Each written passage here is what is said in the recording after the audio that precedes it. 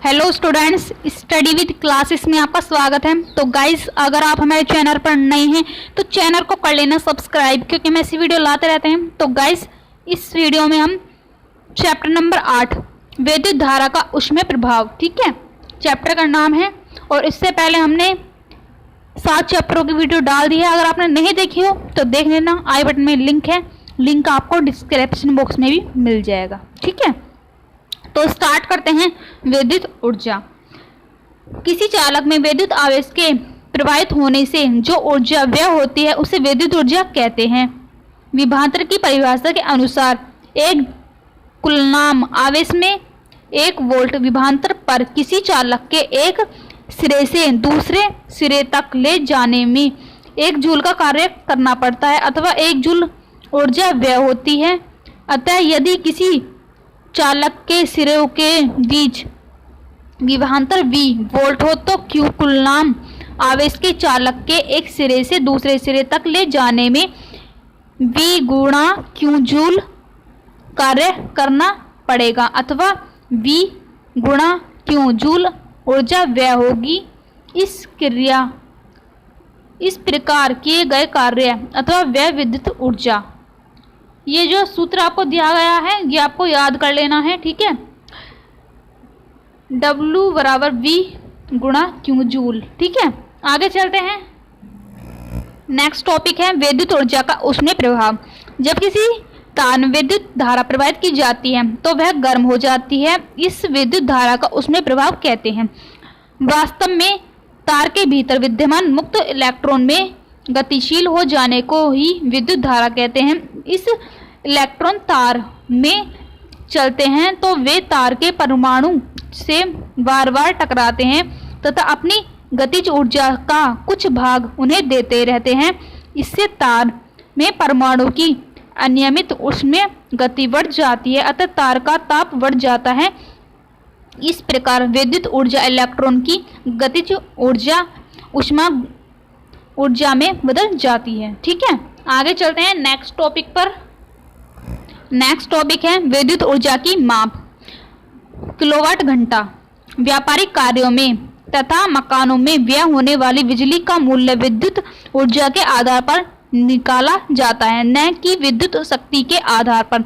ऊर्जा का मात्रक जूल व्यावहारिक दृष्टि से बहुत छोटा पड़ता है, अतः विद्युत ऊर्जा का मूल्य निकालने के लिए जूल के स्थान पर ऊर्जा का एक विशेष मात्रक प्रचलित है, जिससे किलोमीटर घंटा किलोवाट घंटा कहते हैं, ठीक है।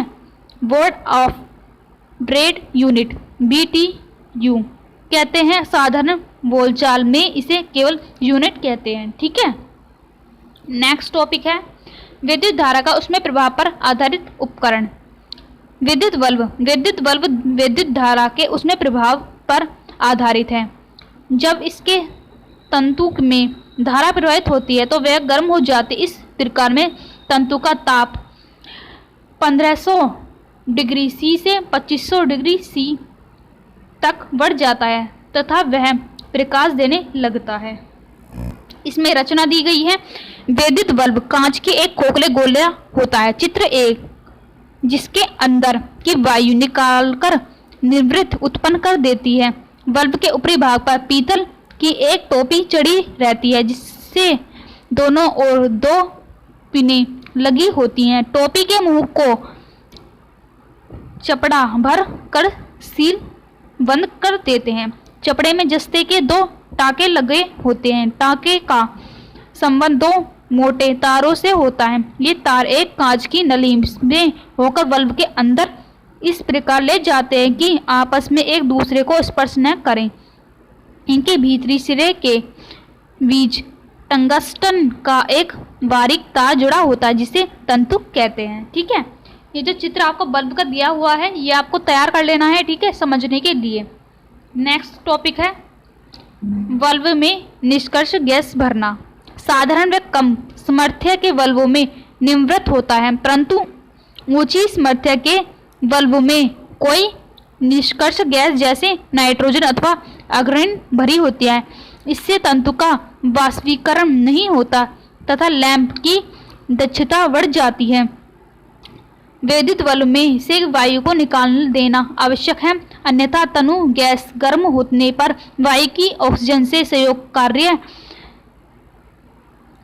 जल जाएगा। निष्कर्ष गैस की उपस्थिति में ऐसा नहीं होता। ठीक है, नेक्स्ट पर चलते हैं लाइन पर। गैस बल्ब में तंतु को स्प्रो लेकर कुंडली के रूप में बनाते हैं। इसका यह लाभ है कि धरातल कम होने के कारण इसके संपर्क में कम गैस आती है, जिससे संवहन व चालक द्वारा उसमें होना कम होता है, हानि कम होती है, उसमें हानि। ठीक है, नेक्स्ट टॉपिक पर चलते हैं, विद्युत ऊष्मक। इसमें नाइक्रोम का एक स्प्रिलाकर तार होता है जो चीनी मिट्टी की प्लेटों पर खुदे हुए खांचों के अंदर बिछा रहता है। चित्र 2 इस तापक तार कहते हैं। इसके दोनों सिरे प्लेट पर लगे दो संबंधक पेचों ए व बी से जुड़ा होता है। ठीक है, ये जो चित्र आपको दिया है, इस चित्र को भी आपको तैयार कर लेना है समझने के लिए। आगे चलते हैं नेक्स्ट टॉपिक पर। फ्यूज।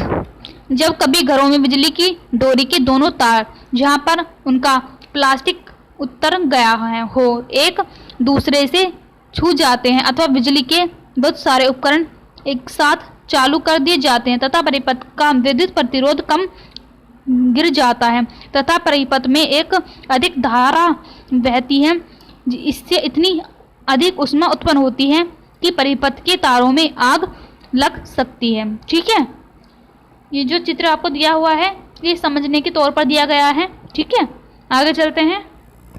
टॉपिक है घरों की वायरिंग के सरल परिपथ। पावर हाउस में घरों में विद्युत धारा दो मोटे तारों के द्वारा आती है जिसे सर्विस लाइन कहते हैं। इनमें से एक तार ऊंचा विभव जैसे 220 वोल्ट पर होता है, इसे गर्म तार कहते हैं। दूसरा तार शून्य विभव पर होता है, इसे ठंडा तार कहते हैं। ये तार बिजली के खंभे से घर की बाहरी दीवार पर लाए जाते हैं जहां से घर की वायरिंग प्रारंभ होती है। चित्र 8 में यह घर की वायरिंग का एक सरल परिपथ दिखाया गया है। एम सर्विस लाइन के द्वारा इन तारों को सबसे पहले बिजली के मोटे तार में ले जाया जाता है जो कि घर में खर्च होने वाली विद्युत ऊर्जा की माप करता है। मीटर के बाद सर्विस लाइन को मुख्य लाइन कहते हैं। इसके गर्म तार में ऊंची एम्पेरेज का मुख्य फ्यूज लगाया जाता है।